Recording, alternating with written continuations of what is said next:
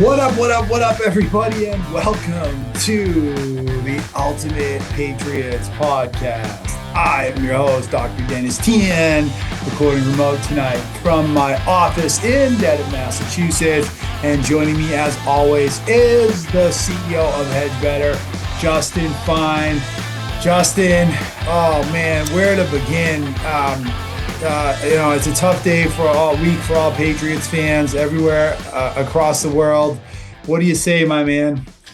It was tough. It felt like, a lot of this season we were kind of living a dream, right? It was like a fantasy, a dream come true. And on Sunday, that dream became a nightmare. And I think we got a rude awakening. It was a harsh reality. I know the general public for the longest time was all over the Seahawks, the analysts, the rest of the country, but we held strong our faith here in New England that the Patriots were going to come through and put up a good game. And I think a lot of us thought they were going to win. And it was a lot uglier, I think, at least in the offensive side of the ball than we had hoped it would turn out to be. It was. And look, like I've now been able to experience 5 Super Bowl. Patriots lost 6 Super Bowls. I've experienced 5 of them really in my life. And look, this was the most palatable Super Bowl loss I felt like we've ever had. I mean, it's never easy to lose a Super Bowl, and I don't want to misconvey that I wasn't disappointed, because I was. But at the same time, I walk away from this game and I'm like, look, if the Patriots and the Seahawks played 10 times, I have a hard time convincing myself, based on what I saw Sunday night, that the Patriots would even win 1 of those 10 games. I mean, look, it was... The thing, though, is that, like, I feel like what was wrong with the Patriots could be, easily corrected. I just felt like, when the Patriots defense, I think, was every bit as good as the Seattle defense, right? And so, I don't know. Like, I look at that game, and it obviously didn't go the way we wanted to. But, I mean, let's be very clear. I think there were 2 big problems with the Patriots, and that was the offensive line play, specifically their left tackle, Will Campbell, and the fact that Drake May was definitely hurt, or at least more hurt than a lot of people expected. Outside of that, I think the Patriots defense put up a hell of a game.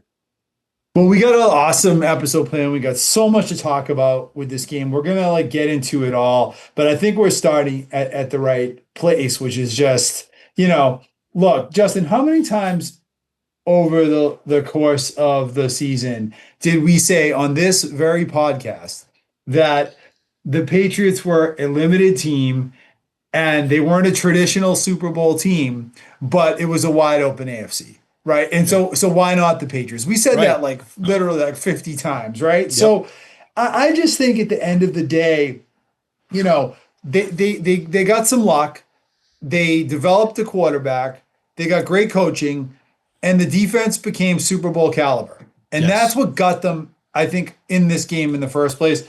But at the same time, in no way, shape, or form was this a Super Bowl caliber team in the traditional sense of the word. So they held it together. They won a lot of games. They're a very, very good team.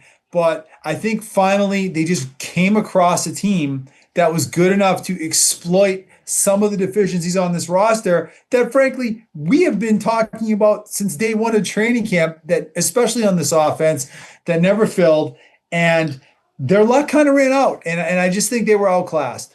Yeah, they were. I mean, the luck did run out, heading into the third quarter. I mean, this was still a winnable game, right? Like, that's the thing that that's the thing that I don't want to lose sight of, is like, we're talking about how poor of a performance it was in regards to certain, facets of the game, the fact that the end result turned out pretty poorly.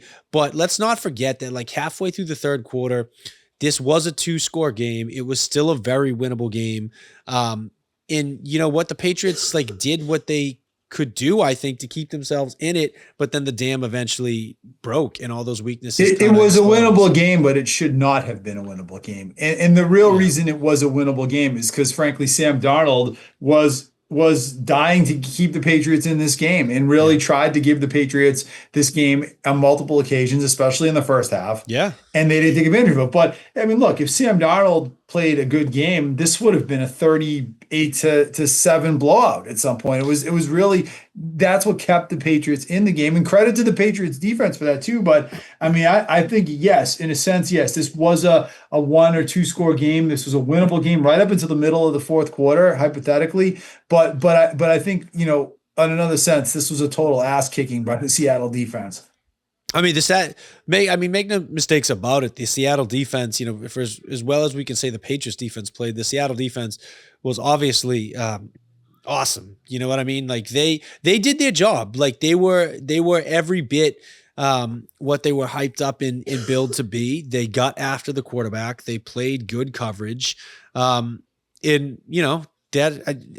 the struggles that the Patriots had, the Seattle defense exposed them, right? They exposed Will Campbell in his injury. They exposed Drake May in his injury. And they played very well. You got to take your hats off to them.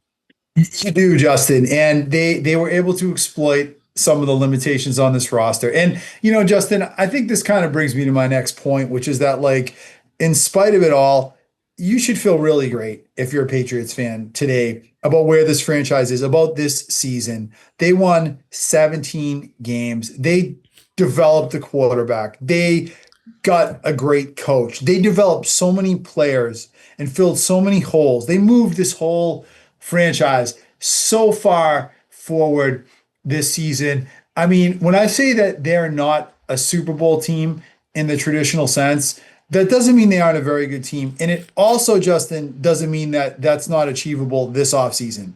And I think at the beginning of the season, we thought they were 3 or 4 years away from that. Yeah. And now I think that if they play their cards right this offseason, there is no question that they could be a Super Bowl contender next year. There's no question that they could be a Super Bowl contender next year. What I'm hesitant to say, though, is that, I feel like even if they come into next year a better team, which I expect them to do, right? I think Vrabel is, going to want to add talent. I think the Kraft will add talent and spend money. I'm not really worried about that. I just feel like the pathway, the way the seas kind of parted for them, between just starting even in the regular season with the fact that we saw so many of the usual contenders fall short, didn't even make the playoffs. And then the way the playoffs just kind of fell, you had Josh Allen get eliminated, CJ Stroud play awful, Chargers being beat up, Denver losing their quarterback. Like everything was perfect for the Patriots to get to the Super Bowl this year. And so even though if they could be a better team next year, I still think they might have a worse chance of getting to the Super Bowl. I agree, but I think that where they're positioned right now, this is going to be like a 5-year run where they're going to be right in the thick of this. Sure. I think for the next few years, because they have the young quarterback, because they have the coach, and from there it's plug and play. Yeah. And so I think do I think they're going to make it to the Super Bowl next year? Probably not. Do I think they're going to be a playoff team next year? Yes, I do. Yeah. And I think they will win a Super Bowl with this Vrabel May sort of regime at some point in the next 3 to 7 years.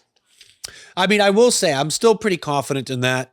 I do think, especially if they add a little bit more talent to this roster, I'm still not doubting Drake May long term. I know when I'm sure we're going to get into it, but I'm chalking this more so up to him being injured than the moment being too big or him, not having the skills as far as what it takes to go out there and play at a Super Bowl caliber level. I think the guy really was hurt. You don't just go from being one of the most accurate and high-powered quarterbacks and offenses in the league in the regular season to what we saw happen, over the last few weeks and on Sunday. So I'm chalking it up to injury for May. I feel pretty confident that if he gets healthy and they add more talent around him, that he'll be just fine. Well, let's get to May since you brought him up, because I think that was gonna be the lead story of the podcast today, and that is Drake May. And what I agree with what you said, and what I want to tell Patriots fans about Drake May is do not lose faith in Drake May. Now look, I have questions about Drake May, and I don't know how you couldn't based on what we saw this postseason. But I said that the last 2 episodes of the podcast too, if you remember. Like I still had questions about him as an elite player. But let's not misrepresent what happened the last 2 weeks with Drake May. Drake May didn't suddenly forget how to throw the football in the course of 2 weeks. Correct. And I feel like what I'm hearing on Boston sports radio and in the media the last few days is he was rattled and he had like an emotional meltdown. And that's why all of a sudden he couldn't hit the side of the barn with the ball. And that's ridiculous. Okay, Drake May was injured. Drake May was injured. His shoulder is bad. It's way worse than they let us on. He got an injection.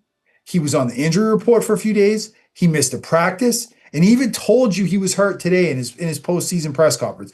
The guy could not throw the ball. It's a 4 to 6 week injury, at least an AC joint separation. He would not have played, I feel like, if it was a regular season game. He took an injection in his shoulder right before the Super Bowl. Do you know why they gave him an injection, Justin, right before the Super Bowl? I'm assuming he was in an incredible amount of pain. He said his arm was numb playing the game. Desperation. Yeah. Desperation. Yeah. That's why. Because he couldn't do what he was needed to do. He couldn't do what he normally could do. It was not reliable. It was not consistent. So they had to inject him. It's far from ideal. The guy is hurt. Yeah. No, he was definitely hurt. Look, I think you kind of hit the nail on the head.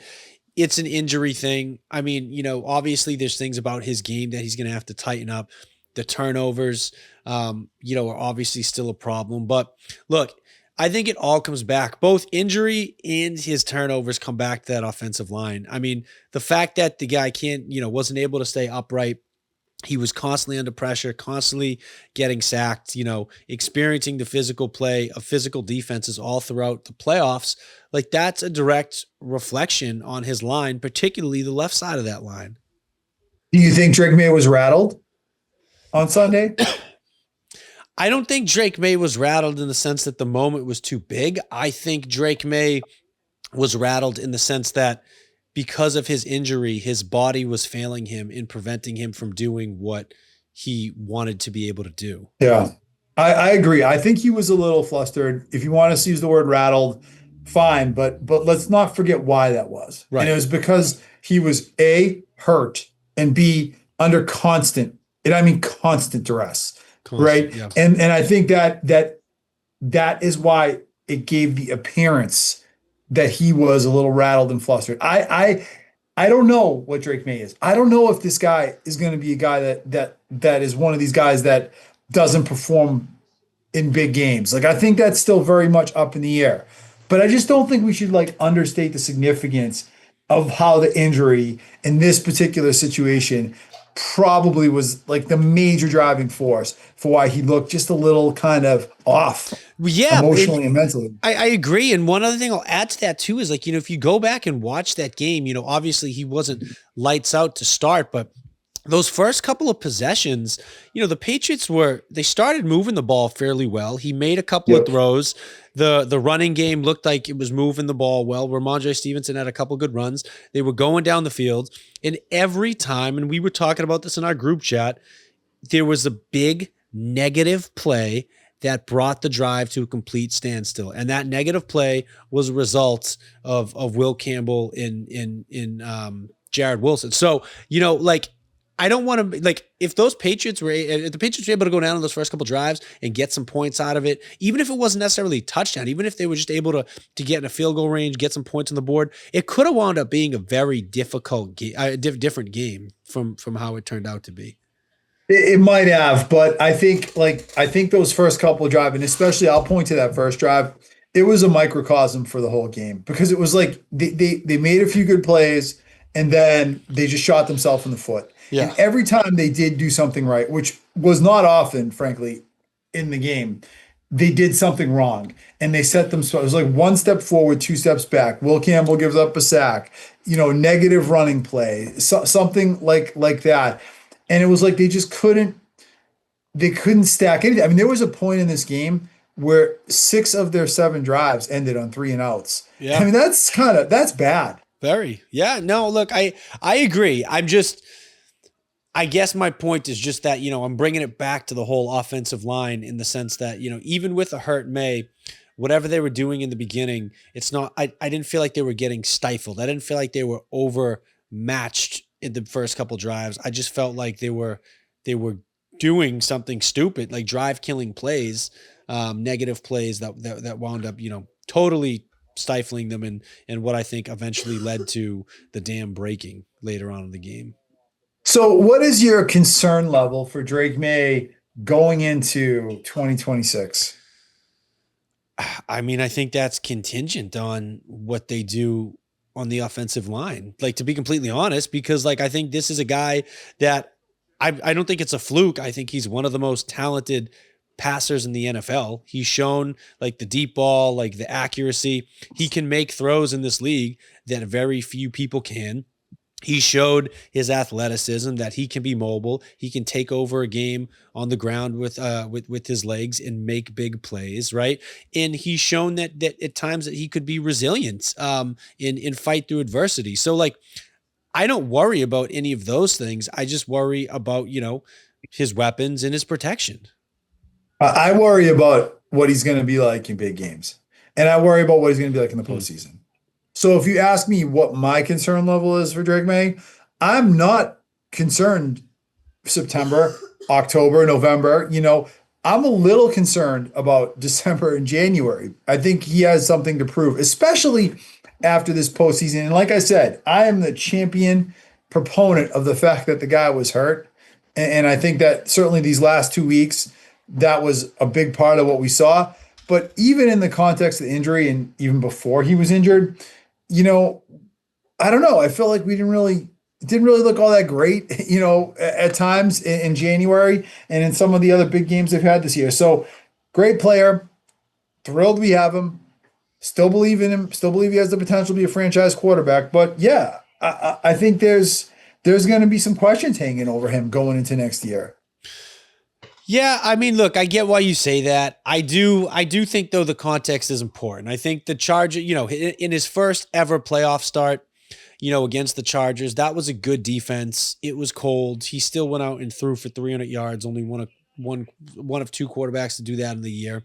And then after that, he played in two blizzards. And I think in the second one, he got seriously injured. So like, I do give him a little bit of grace in that sense, because I think his playoff run was marred by bad weather and injuries at the end. Yeah, okay, all fair. But do you think it's going to be like a self-fulfilling prophecy? Like we talked last week about how one of the things that doesn't get said enough is Brady caught a huge break early in his career, winning that first Super True. Bowl. It kind of took away that stigma that you see a lot of quarterbacks have to get that over that hump. Oh, they're a loser. They can't win the big game. Well, fair or unfair, and you're right, it might well be unfair, but the reality is that's going to be the narrative around Drake May going into next season. Can he win the big game because he did so poorly in the postseason, even though he was hurt? The offensive line sucked. I think the receivers on this team stink. I think they got worse as the year went on. All those are like super fair, valid points. The defenses were terrible, but the reality is this is going to hang over him a little, I think, going into next year. So whether it's fair or not, I think the pressure kind of amps up a little on him now more than probably really deserves to, just because it's like a self-fulfilling prophecy.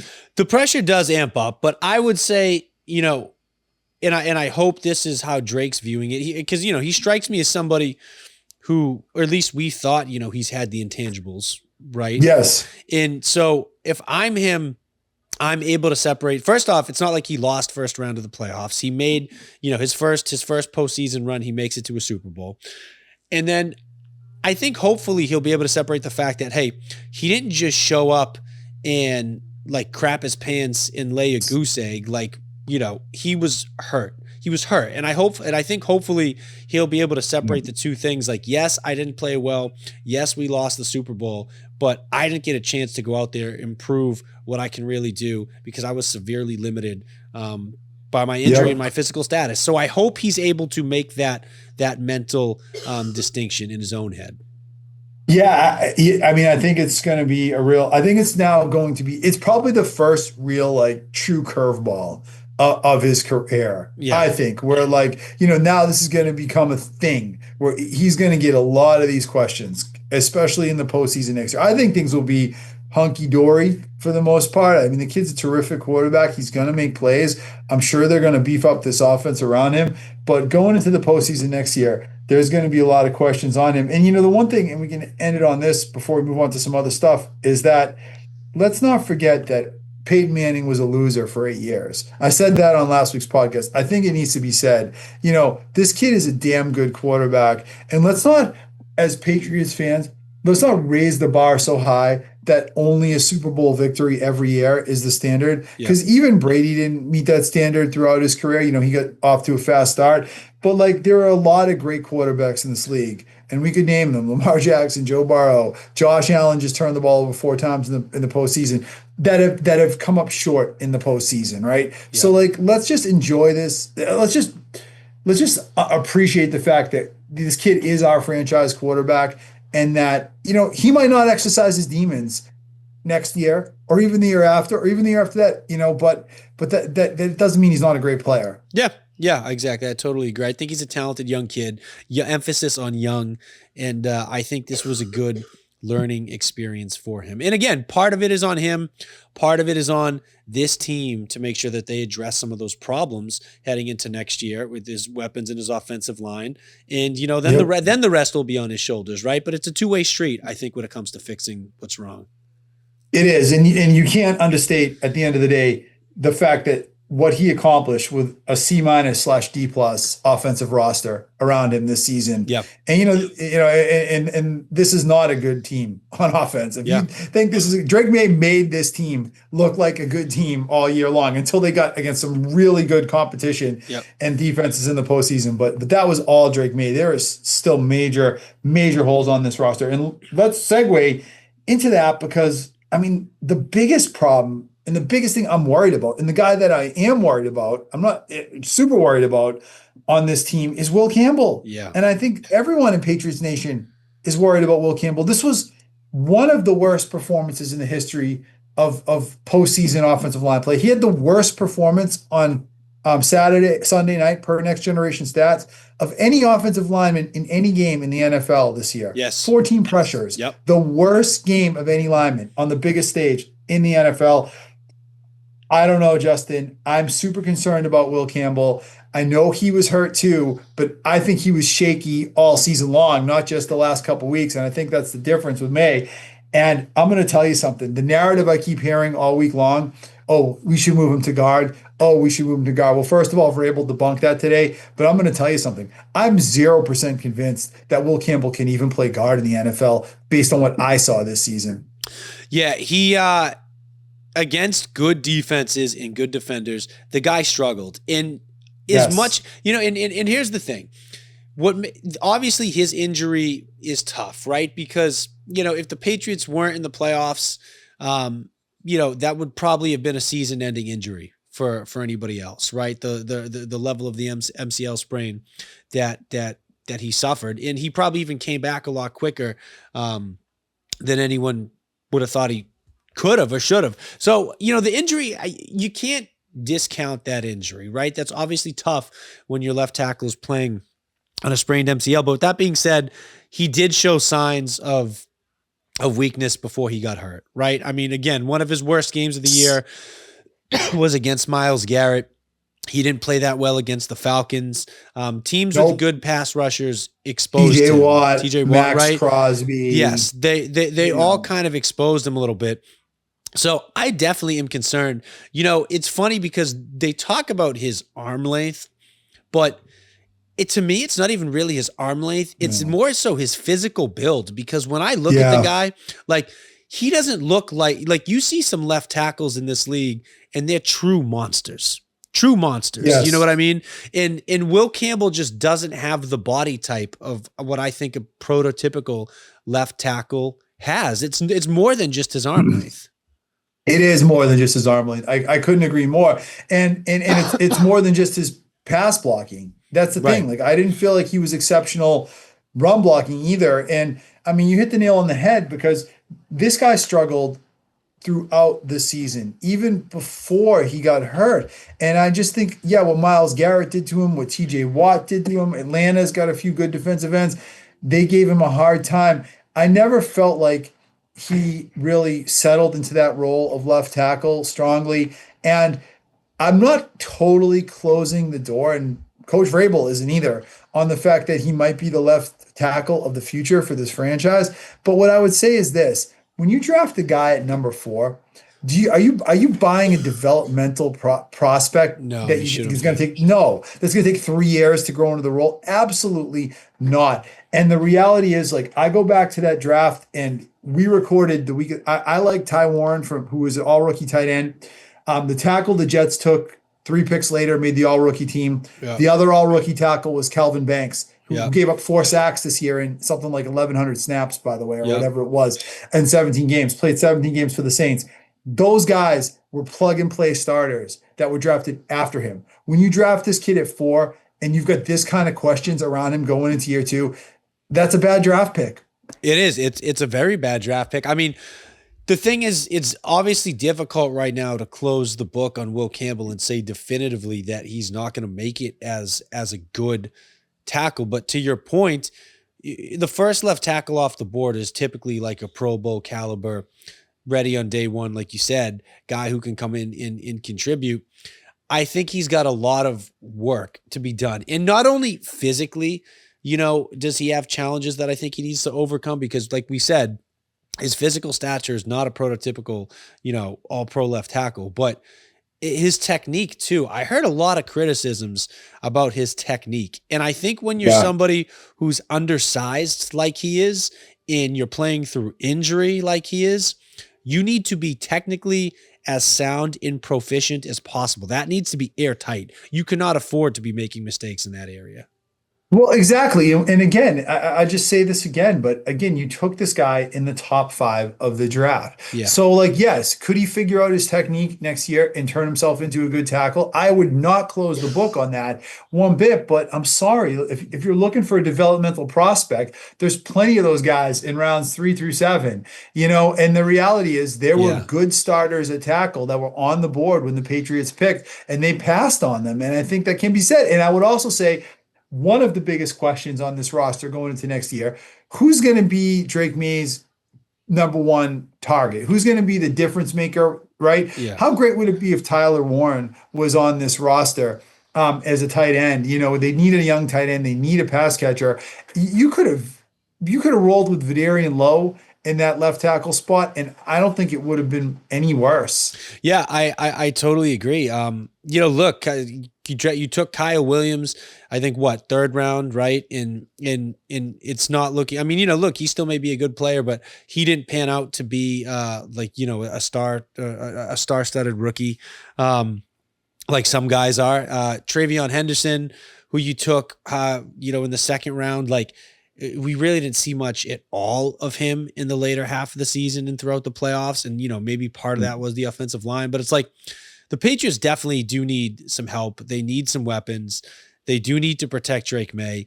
And yeah, there would have been a lot of people sitting there at 4, or even if you traded down, into the middle of the first round and got some additional draft capital and then picked that you could have got, with that. But I agree. I don't think there was any real difference between him and Vidarian Lowe. But if you think about what you just said, that's concerning because Vidarian Lowe is not a starting tackle in the NFL. He's a fringe starter at best. He's a fringe starter at best. And we're saying it's a real conversation whether him and your number 4 overall pick would have, who would have been the better option. So, but when Velo was in there, did you feel like they lost anything? I didn't. No. I mean, no, I think they played really well during that stretch when Lowe was in there. Exactly. I mean, honestly, like if you want to talk about like how this team competes with Seattle or a team like Seattle in a game like that, and I take it right back to that draft and I say, if you draft Kelvin Banks with that pick and you have a stable starting all rookie team, good top 12 tackle on that roster, that's really what they needed in that game. I think the die was kind of cast. The pick of Will Campbell and his failure to really fit into that left tackle role, it made them vulnerable all season long. And they finally found a team in Seattle that absolutely crushed that vulnerability in such a profound way. And the die was cast. I mean, it really was. It was not a good draft pick. It was not. It certainly is not. He may be a good player. I'm not saying he's not going to be a good player, but it was not a good draft pick at number 4. No, and the last thing I'll say about that too is, it's one thing to go out and play as poorly as you did. And, I know in a loss like that, you like to say, oh, it was the team. You can't pin it on one single guy. It's a team effort. It's a team sport. I'm sorry. I think in that game, you can directly pin that on Will Campbell. Like you said, like if you had a decent left tackle out there, that could have been a completely different game. It could have played out totally different, especially with how good that defense played. And for him to go out and have that bad of a performance and then storm off and not face the media and not face the music, like I thought that was just like such like an immature thing to do. I know you're disappointed. Like I know you're upset.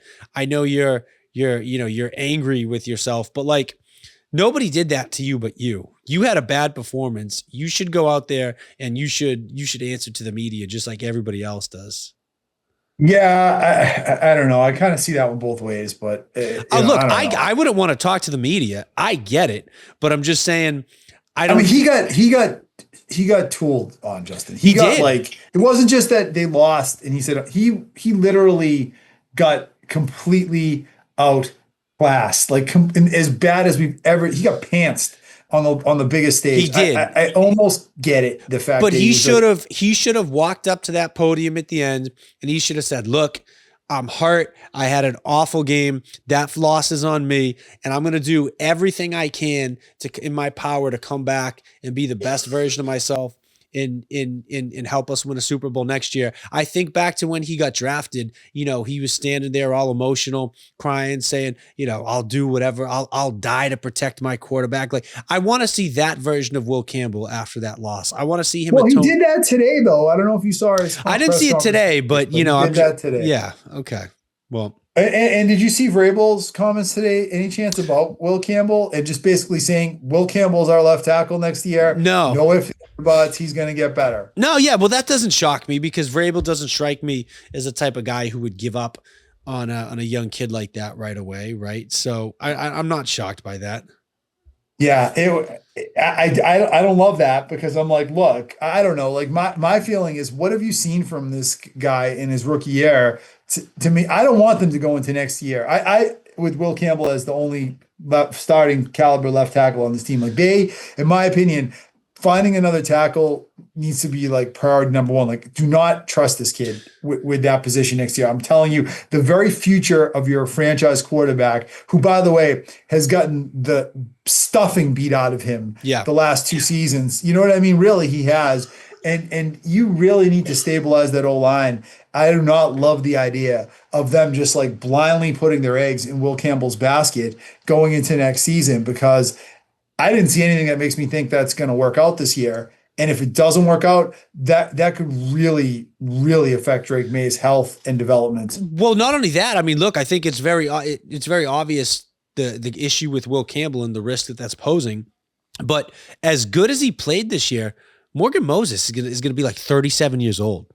They got lucky with him. They got super lucky. He didn't really get hurt. I'm shocked that he stayed healthy. I'm shocked that he played as good as he did. He was awesome. But going into next year, as far as I'm concerned, you have 2 liabilities at tackle because you got a guy who, is, as far as I'm concerned, 37 years old playing tackle, 1 snap away from his career being over. And then you have another guy who you don't even know if he's a viable tackle. So they need to address the tackle position one way or another, just to have another guy that can rotate on either side. I mean, the Morgan Moses thing was like a free agent grand slam. When you really think about what they paid for him and what he was, the consistency he put to that right tackle position, but you can't count on a guy that age, to fill that position on a year-to-year basis. That's really what it is. So, I'll say this: we're going to talk about next season at the end, but let me just preview that by saying, like, fixing the tackle position is priority number one over anything else on this roster. I agree. Whatever cap room they have, they have to be aggressive and bring in a pro caliber or 2 pro caliber tackles on this roster. Agreed. Okay, let's talk a little bit about the coaching and Vrabel and McDaniels. I don't know what your thoughts are on the coaching. I felt like they were very conservative. I felt like they were playing to try and get Darnold to give them a turnover. Yep. and then capitalize on the turnover. And the turnover never played. Look, I'm not saying I enjoyed watching that. I'm not saying I loved it, but I think now that we know how hurt Drake May probably was, I totally get what they were doing on offense, even though it sucked. I don't feel like I put a ton of blame. There's a few things you can point on, I'm sure, on Vrabel or McDaniels for this loss. I really think this was more about personnel. I mean, I agree. Look, my initial reaction watching the game was, you have Josh McDaniels coaching in his 10th Super Bowl. He's had 2 weeks to prepare, and this is what we're getting out of our offense. But look, what's the guy supposed to do? He's got a quarterback whose arm is ready to fall off. He's got a left side of a line that couldn't block the wind at this point. What can McDaniels really do? Right. And, there was nothing. There was nothing.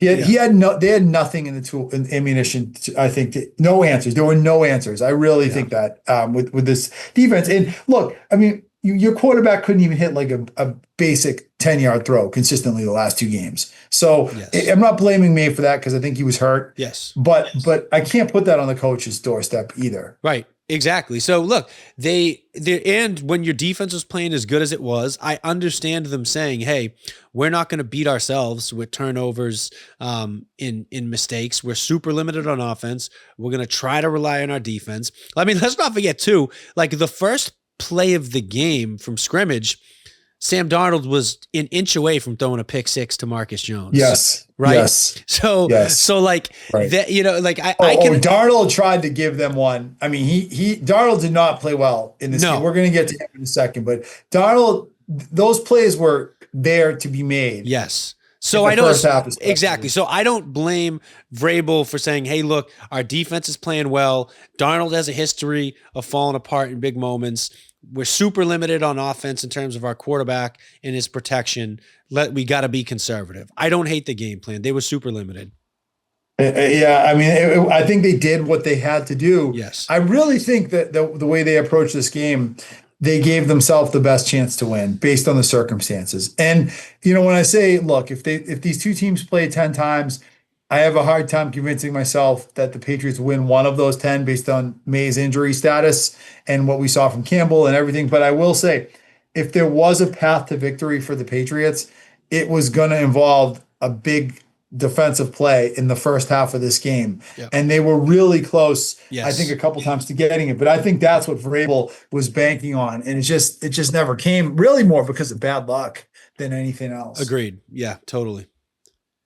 Okay, let's talk a little bit about this wide receiver group. You had kind of said a few weeks ago, how happy you were with them. And I think that I'm thinking your opinion probably changed over the course of the postseason, but I just thought this receiver group, they got worse as the season went on. I mean, Stephon Diggs, great player, had a few moments this year. Softest 1,000 yards I can ever remember in an NFL from an NFL wide receiver. And I thought he really slowed down as the season went on, to the point where a part of me is almost wondering if maybe he should have waited until like mid-October to come back, because he really was not the same player in the postseason or coming down the stretch.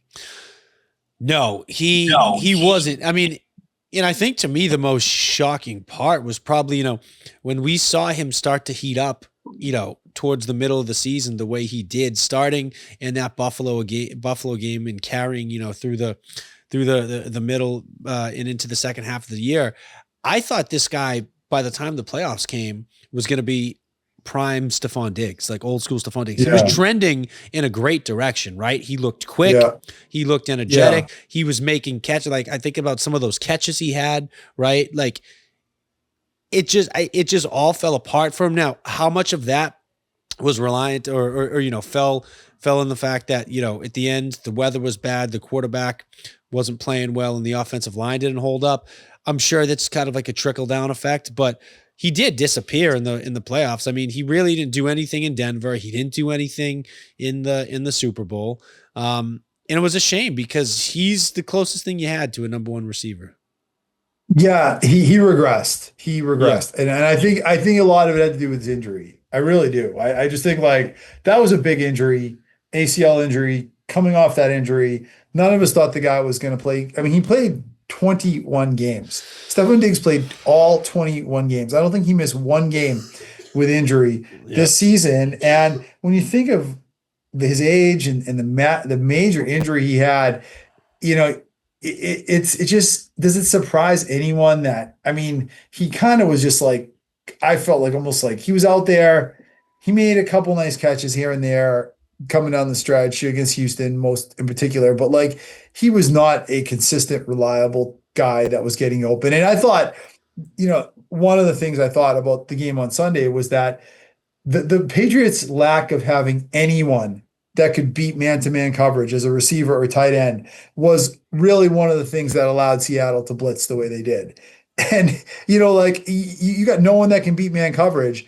That empowers that defense to just come after May. And they did that. And I thought that was a huge problem.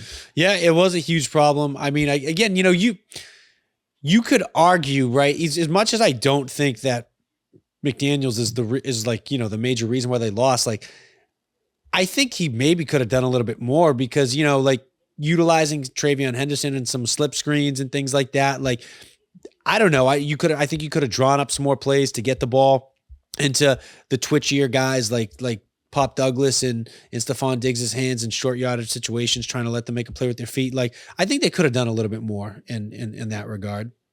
Possibly. I mean, I look on that last garbage time drive, maybe it was the last play of the game, that little slip pass to Travion Henderson that, you know, obviously it kind of worked in garbage time, but stuff like that, you wonder if maybe they should have done more of that stuff. Yeah. All right, let's talk about the one bright spot, if you want to call it that, in this game for the Pats, and that's the defense. Yeah. Right? This is a championship caliber defense right now. And I think that they played really great on Sunday night. Yes, they gave up some rushing yards to Kenneth Walker. It's hard to defend the run when your offense can't get a first down. Yeah. You know, a lot of these guys got tired. I thought Walker had some terrific runs. There was a couple times they had him stopped. He's a great player, and he snuck outside on them. And I thought the Robert Spillane injury was a factor in this game. And I don't think I've heard anyone mention that, but I think that a healthy Robert Spillane, probably some of those big running plays don't happen if Spillane has a good ankle. But overall, you have to be happy with what you saw from this defense. The defense, like you said, was the bright spot. I mean, Christian Gonzalez, give that guy his money. Do you know what I mean? Like I'm totally, but I know we both had some reservations about Gonzalez coming into this year. His physicality, his ability to withstand injury and be durable, you know, his toughness, like all that stuff. He totally, I think, proved that he's worth every bit of hype. He all but shut down JSN. He saved a couple of touchdowns with his defense. Like you know, we talked last week what the move was going to be. How do you keep someone like JSN kind of at bay? And we talked about, do you double team him with Jones, or do you try to have Christian Gonzalez blanket him? For the most part, Christian Gonzalez blanketed him. Like he was fantastic. And that defense in general, I mean, look, you went into the third quarter of the Super Bowl only giving up field goals. You hadn't let a touchdown up through 3.5 quarters. You know what I mean? Yeah, 100%. That and that's should the be only enough reason to win. The game wasn't 38-0 is because this defense was so damn good and held them to field goals in spite of the fact that, I mean, look, football is the ultimate team sport, and it's hard to play defense when you get nothing from your offense. I'm sorry. You know what I mean? Like the time of possession, the field position, the turnovers, they did as well as they could. If you had told me, if I hadn't been watching the game and you had updated me in the third quarter and said, Patriots haven't given up a touchdown, but they're down 2 scores, I would have looked at you like you had 3 heads and said, what? Yeah. They haven't given up a touchdown and they're down 2 scores. Make it make sense. You know what I mean? So that was just a total, you know, lopsided affair where the defense came to play and the offense didn't hold up their end of the bargain. Yeah, there's no question of that. And I really feel good about where this defense is going into next year. And I'm sure they'll make some additions. If you look, they're not really going to lose many critical pieces going into this year. They have to sign Gonzalez. You just said that, and I agree Yeah. 1,000. But that has to be a priority. To sign this kid. Yeah. He's the real deal. My doubts are gone. And the other thing I'll say is, when I look at their draft this year, I think Craig Woodson was their best draft pick this year. It's fantastic. Yeah. Yeah. I mean, the Fantastic. kid, yeah. I mean, the kid, you know, he was quiet in the first half of the year, right? But sometimes I think when you're a rookie playing in a secondary, when we're not talking, when we're not speaking your name that much, it's actually a good thing, because it means you're not doing too much wrong. He was really solid all year, got better as the year went on, had some big plays throughout the playoffs, and I think they hit a home run with that. And again, it's another thing that, you know, you look back and you talk about, well, you got rid of Jabril Peppers and Kyle Duggar, and I was pretty iffy about that. But, you know, when you got a kid like that, you know, it makes some of those make some of those decisions, you know, worthwhile. Yeah, 100%. I mean, he stepped into that role, and you know, I think one of the best things you can say about a safety is when you're not calling his name. Right. Because if you're calling his name all the time, that usually means it's a bad thing. Yeah. And short of that first pass of the year against Geno Smith of all people and the Raiders, I mean, you really didn't see Woodson get torched much. No, he was very solid. The secondary in general for the Patriots, especially in the playoffs in the back half of the year, was extremely solid. The secondary was one of the best secondaries in the league. Obviously, the front seven dealt with a little bit of injuries from time to time. I totally agree with you. Robert Spillane is one of the best run-stopping linebackers in the NFL. His injury, you know, towards the end of the year that was on and off was obviously a big factor. But look, you got a great tandem between Barmore and Milton Williams, a young tandem, a great young tandem. Your secondary is young and they're fantastic. You got a former first-round pick in Kayvon Chason who kind of revived his career, had the best season of his life. You know, you got some guys who can make plays. Like you said, that defense is going to be fine. Imagine, you know, bringing in a guy like Max Crosby, you know, to help come off the edge, right? Like he could take that defense over the top. So I feel really good. And I will say this too, you know, just looking as far as, like, in my opinion, what's tougher to build, a championship caliber defense or a championship caliber offense.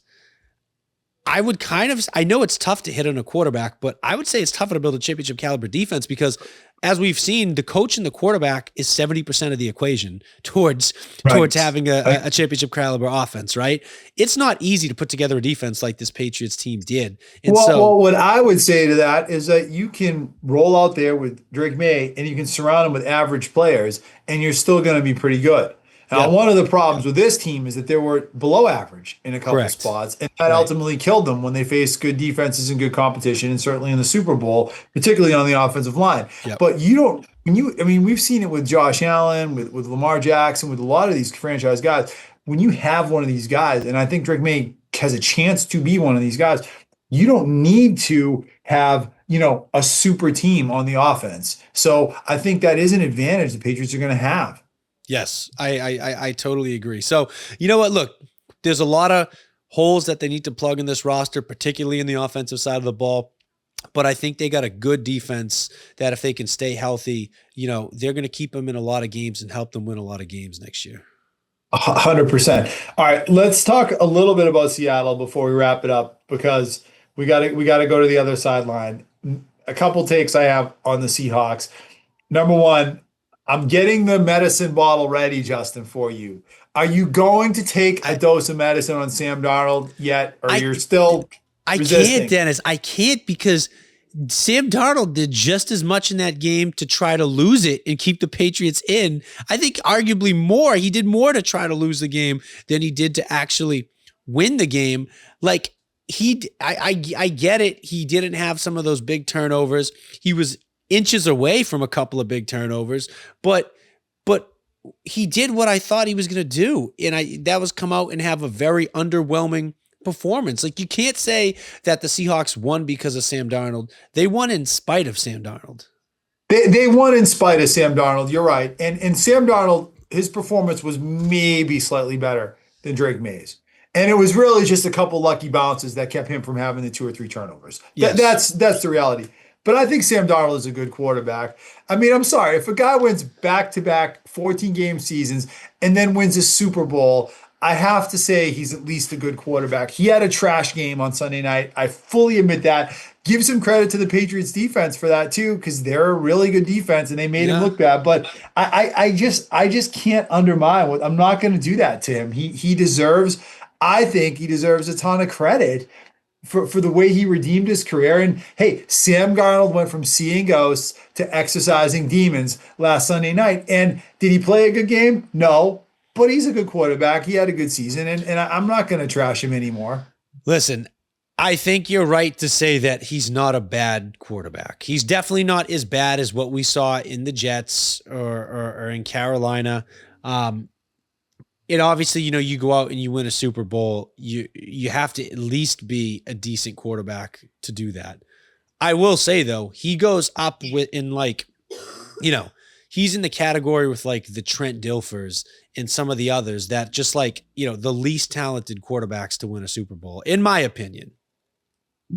Maybe somewhere in the middle. He's not an elite franchise guy. He's not. I will 10,000% say that, but I think this kind of proves too you don't necessarily need that Superman quarterback to win if you build a good team around him. And Darnold, look, I think Darnold winning the Super Bowl, a lot of teams and a lot of fan bases should be encouraged because it just shows you don't need to draft Pat Mahomes to win a Super Bowl championship. Jalen Hurts last year, same thing, right? I mean, you can now say it about like the last two Super Bowl champions, like good quarterbacks, not great quarterbacks with great teams and great defenses around them, still is a winning formula in this league.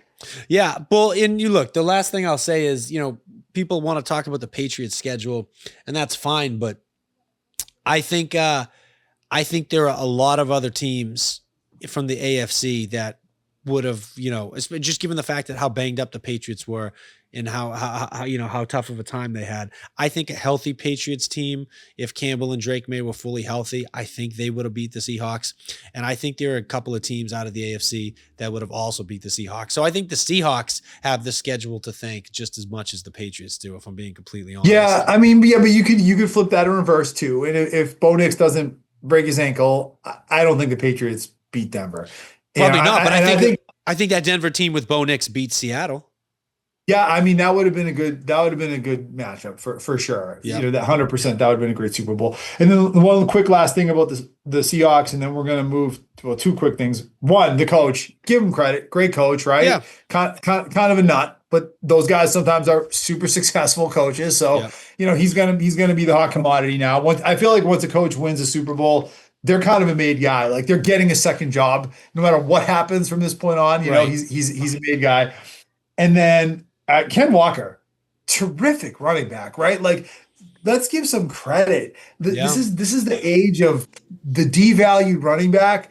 I thought he made a big difference. There were a lot of times where I felt like the Patriots had these plays stopped, and he was able to find something and had some pretty big runs.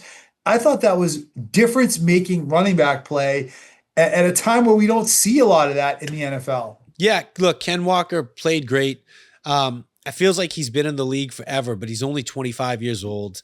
Right, 4 or 5 years, right? Yeah. So he came in the league young.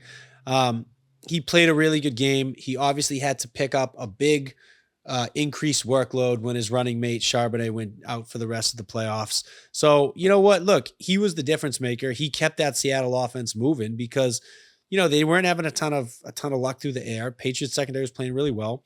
Kenneth Walker was really kind of the jump start that got the Seattle offense moving. Yeah, he was. And like I said, there were many times where he was able to find yards where I didn't think there was anything.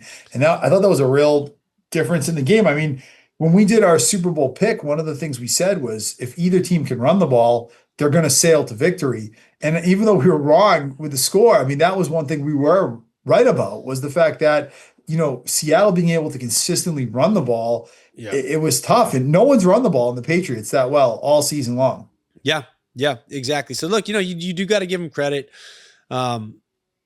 He's a good running back. And actually, speaking of running backs, just while we're on the topic, I got to give, if just something I'm willing to take medicine on. Yes. Yes. You've come a long way. It's Ramondre Stevenson, because you know what? Yes. Look, I'm not saying he won't have problems next year or the year after, but I was fully expecting him to collapse this year.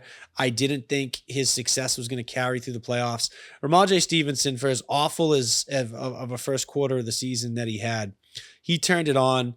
He was great the rest of the season. He was reliable, and I don't think he fumbled again after that. He might have. He didn't. The big one never came that we were both worried about. A lot of people worried about, understandably so. He might have been the only player on this offense, him and Matt Collins, that I could say he actually had good games on Sunday. Yeah, exactly. And you know what? If outside of your quarterback, between Ramondre Stevenson and Travion Henderson, that's probably the only position group I feel comfortable with in the offense going into next year. A little bit, but even that, I would say Stevenson's getting old. I mean, I don't know. Something's got to develop with that guy. He doesn't seem to see the field well or something. I mean, I don't know what it is. We didn't really talk much about him, but he's become a frustrating player. Certainly has that home run hitting potential, but not consistent. And he does a lot of takes a lot of losses on running plays, which is a terrible thing. Yeah, hopefully he can figure it out, because we obviously saw the talent in college. We saw the talent in the preseason. We saw flashes throughout the year of his athleticism and playmaking ability. What was preventing him from getting more run at the end of the year, I don't know. I thought after that Tampa Bay game, he was kind of going to turn the corner and become a staple feature of this offense for the rest of the year. That obviously never happened. So I'd be curious to find out if there was a reason for that. But hopefully the guy finds a way to get on the field more, because he's got the ability. He just needs to play consistently. He's like one of these baseball sluggers that hits like 40 home runs, but also bats like 220. Yeah. You know what I mean? And you'd like to see him just be a little more consistent. I wouldn't give up on that though, because I do remember Shane Vereen, James White, it took them a year or two before they really caught up to the speed of the game too. Yep. All right, let's take a quick look ahead to next year, Justin, before we wrap it up. We're going to have all offseason to break down the offseason. We're going to record. We record a little less during the offseason, obviously, but we're definitely going to be recording monthly or so, all the big calendar landmarks, free agency draft, a couple other times throughout it. But look, a couple things I want to say about the offseason. Number one is their free agent list is really good. Like, I don't know if you've looked at their free agent class this year, but they're really not losing anyone of value. Kyrie's Tonga, Chason is on there, Jalen Hawkins, Austin Hooper. There's not one player on that list that if they lose, I'm like, oh man, that's a huge blow. No, I agree. And I think if I had to guess, I mean, I would imagine Hawkins, Chason, and Tonga come back, right? I don't think they're going to be market, breaking deals. I would imagine at least two of them wind up coming back. And if not, like you said, they're not, none of them are guys that you can't replace. So hopefully we see them back. But yeah, overall the team, I mean, look, when you bring in as many new guys as they did, right? You're kind of still at the starting line. Like you're not gonna be up to lose a bunch of guys right away, because you just brought them all in pretty much in the last year. Yeah, I agreed. And like there's just not, they have a ton of cap room too. Right. So they really should be able to add on. Now they got to sign Gonzalez, but they should be able to sign Gonzalez and still make a couple big signings in free agency. Yes. My next take going into the offseason is I already said it once, the priority has to be the offensive line. Okay. Has to be. I'm getting Drew Bledsoe vibes from what I've seen happen to Drake May the last 2 seasons. Okay. Guy that's had some early success, showed some flashes, and got the shit kicked out of him in his first couple of years. Okay. Bledsoe's career was shortened by the beating he took. And you were a little young for that, but I watched it in his first few seasons, and he lost a lot. Okay, from like year 7 to year 2 to year 7, year 8. Okay, he got so badly just walloped so badly. Yeah. It really affected him, and I'm getting those vibes with May. So I feel like this is a critical year. Like, it's year 3. The Patriots have to stabilize this offensive line situation. You can't let this franchise quarterback get destroyed. They do. I mean, look, Jared Wilson is rightfully a center. I think whenever Yep. Bradbury winds up shipping out of town, Bradbury's a little older. I think Wilson will eventually move back to the center position. So you do got to bring in some help in the offensive line. Obviously, we talked about Morgan Moses. He was on borrowed time this year. You can't really count on him in the long run. And then Will Campbell, look, I'm sorry. I know you don't want to give up on him. I know, Vrabel is going to, tell Campbell he's got all the confidence in the world in him. But look, if you ask me to weigh the priority between Campbell's ego and Drake May's health in well-being, I'm taking Drake May 11 out of 10 times. So whatever they have to do to make sure that May is well protected, in healthy, which again, he didn't twist an ankle. He got hit, right? That's how he got injured. So you got to do whatever you got to do. I'm not giving up on Will Campbell, and I know you aren't either, but I'm not trusting him in 2026. No. And it makes me concerned to hear what I heard from Vrabel today, because it sounds like Vrabel is going to trust him. And I just wonder where this was Vrabel's first draft pick in New England, and he stuck his neck out for this guy. It sounds like Vrabel's super emotionally invested in this, and that might not be a good thing. Well, look, I know it's two different cases, but just look at what happened with Ramondre Stevenson this year. We talked about him, we said we wanted him benched. We wanted him cut. We didn't want him to see another snap in the field. And Vrabel showed that he had the loyalty and the confidence to let the guy work through his problems and stick it out. That's fair. Right. So I think but by the same token, Vrabel to me, I think is a smart enough guy that if that issue continued with Ramondre, he would not have been the lead back coming down the stretch. Right. So I have to have enough faith in Vrabel that he will back his guys. He is a player's coach. He will show them that he's confident. He will give them a chance to fight through and fix their mistakes and right their wrongs. But if there is not an improvement, I don't put it past him to have a short leash and make a necessary change. I hope so, Justin, because I would hate to find themselves in a situation like week 9 or 10 next year where it's obvious Will Campbell can't play tackle and there's no other answer on this roster. So they really need to go out and sign a backup plan or draft a backup plan. Yeah. Someone that can come in if Campbell just completely falls apart. And like I said earlier, I'm not convinced he can play guard either. I wouldn't trust him either one. I mean, I'm not giving up. I just wouldn't trust him. Yeah. And then the last very quick take I'll give you, then we're going to wrap this up, is I know everyone seems to think the schedule is like the worst schedule ever, but I know it's a harder schedule. It's not that bad. There's no reason that they can't be a playoff team next year. I totally agree. I mean, look, they got a couple more tougher, a couple more tough games on the schedule next year compared to this year. That's not that hard to beat. This year set the bar pretty low, right? Right. But I thought the same thing when I saw their schedule for next year. I said, this is the typical Patriots schedule. This is not like a schedule of death, right? The schedule, look, maybe they don't go 13-3, 14, whatever it is next year, but I still expect them to be a 10 to 12 win team and to make the playoffs. Yep. I agree 100%. I think they'll be an 11-ish win team. They may not win the division. That will come down to those division games, of course. And there's a lot left. Like, who's going to add who? I mean, it's obviously early, but I think people are overreacting to the schedule. All right, Justin, anything else you want to add before we wrap up this post Super Bowl? We should be at a parade. We could be at a parade. Not should be. We could be at a parade today. I was banking on this, man. I said in the last episode, I said, look, I needed to redeem myself. I never went to the other ones. This was going to be my big chance to get there, but TBD, to be determined for a future date. So yeah, I know it's tough, but if anything, this just reminds us, and we should know this in New England, but because we've lost a lot of these games and we've won a lot of them, but we've lost a lot of them. It's not easy to win a championship. No. And I think that it's gonna make us as fans hungry. I think it's gonna make the team hungry.